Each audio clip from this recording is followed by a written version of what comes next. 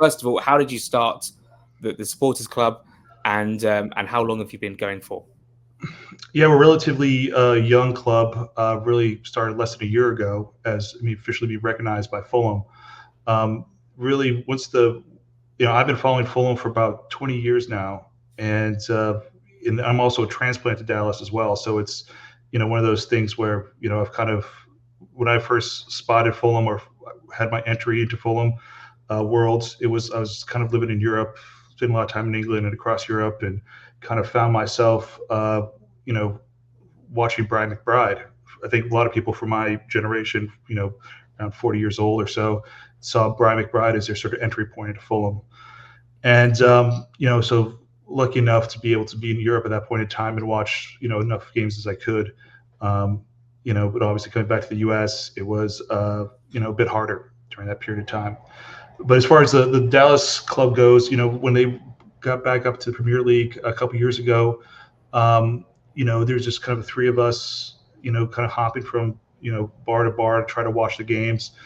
And, eventually we wanted to try to get, we're initially starting to watch these, cup games in the afternoons, and then, trying to find bars open in the morning for the league games was a little bit difficult. And so, finally started asking bars, like, what would it take for us to get, open up the bar early to get some people in there. Like, how many people do you need? What's worth your time? And they gave us a kind of a number of people. We just started recruiting, going around, finding people who were, even just like Premier League curious and wanted to, pick a team, have a team. And we just essentially grabbed them by the scruff of the neck and told, hey, you're coming with us. And, a lot of them, so we finally got the prerequisite number we needed to open up this bar early. And then really quickly, even the patrons of that bar started coming and, coming to the early games, 9 a.m. games to watch the team. And, we started with 3 people, like a year ago. And, right now we got about 30 people, participating in the group. So it's been really kind of a crazy little journey for our club. And, it's just really sort of a localized sort of group that, we're just, following the Fulham train and, seeing where it takes us. You say you got almost 30 people in the group now, which is Yeah. fantastic. Do they range from, in terms of ages? Are they younger? Are they older? Men, women? Yeah, I mean, and just like not only that, but just their sort of, sort of knowledge of soccer, football, and we have. I mean, one of the kind of crazy story is, I remember Emerson Hyman from like 2016, American player. Well, his grandfather lives like around the corner from this bar that we go to. Oh, wow. And so he comes and hangs out with us for the games and watches the games. And we have people that are transplants from the UK that have had Fulham season tickets, in the past, but are now, kind of participating, coming to games and, checking that out. And then we have, the age group kind of varies from, obviously, a little more senior people to, people in their, 20s, kind of really discovering Fulham for the first time, probably in this sort of stint in the Premier League. So. Oh, it's fascinating to hear about this. And I just want to get a picture of, let's say you're watching a game and Fulham get a good result. What's the atmosphere like? Do people stay behind afterwards to celebrate, or is it just the game's over and the event's over?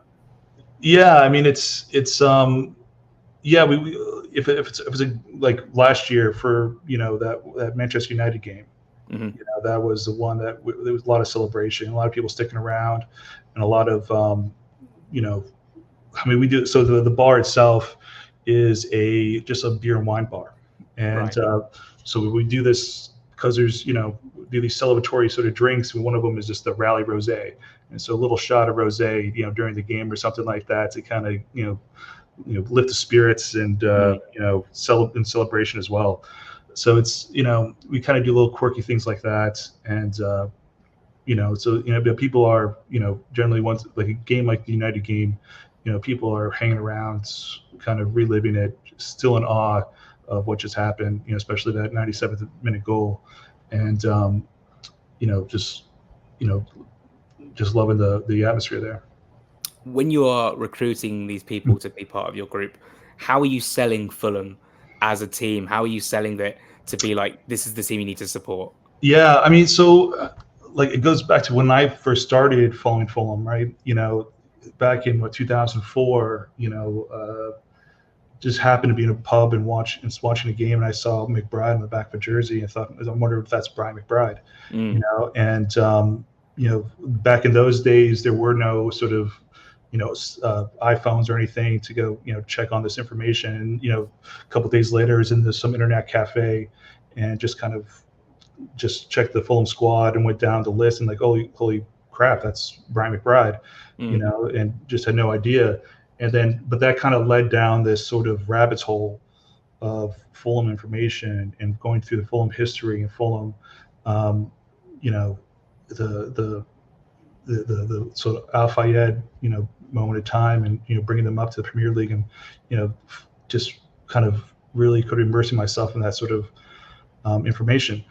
And so usually when I go to someone who's looking for a team, or like, recruiting new Fulham supporters, I kind of talk about that history. I talk about, the Fulham's the London's original football club, the oldest club in London, the grounds itself, how special they are. And,